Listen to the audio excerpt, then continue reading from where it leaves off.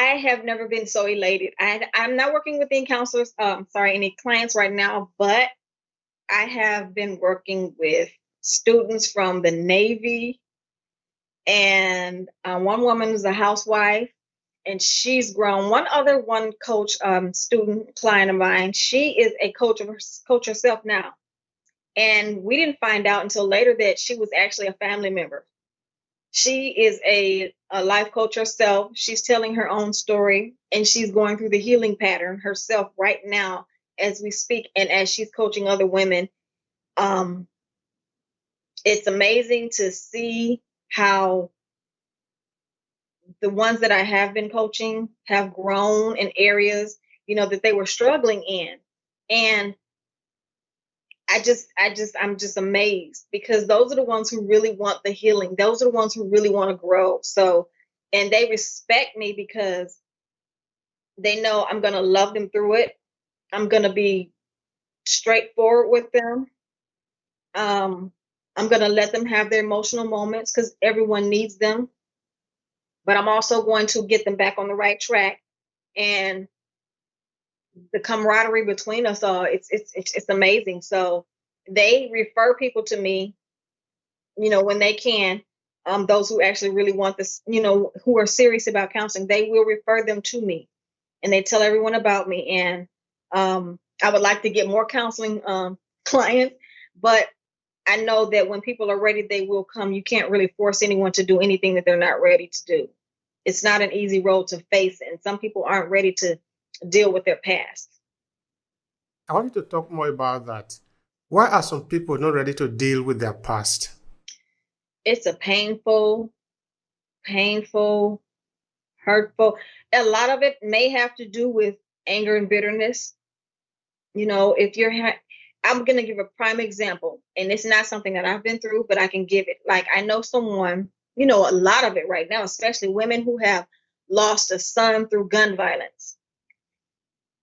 These women aren't just hurt, they're angry because they lost a son, and they want revenge on that person.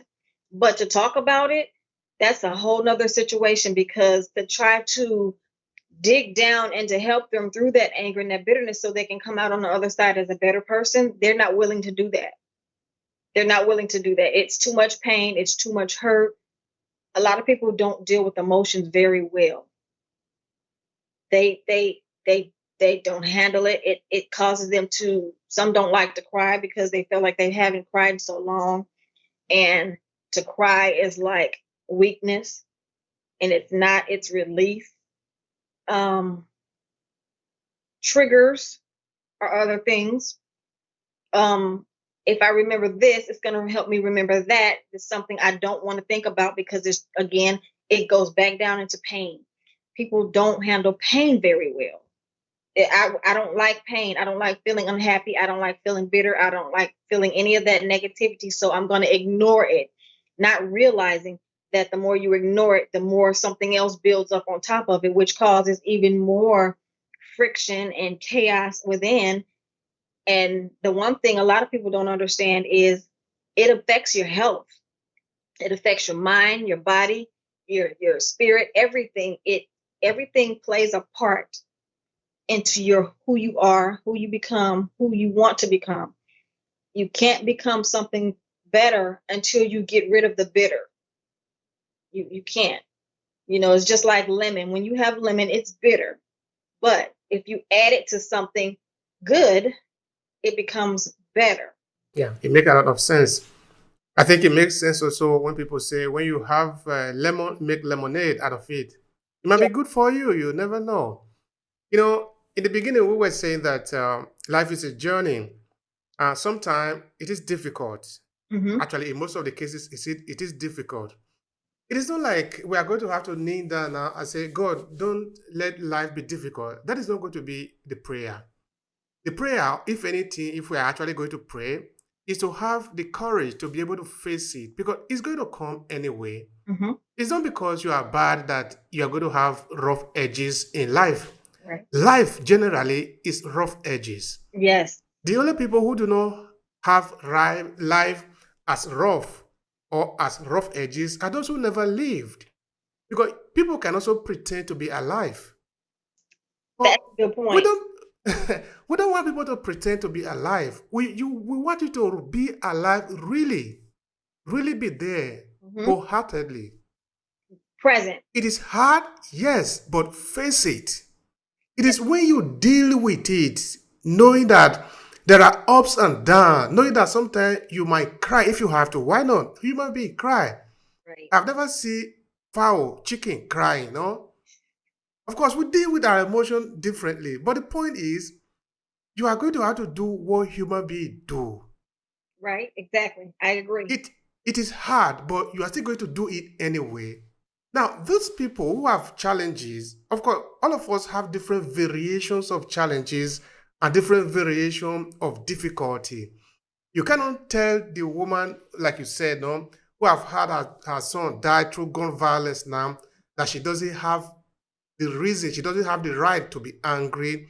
She doesn't have the right to even say, I don't want to talk about it anymore. Hmm.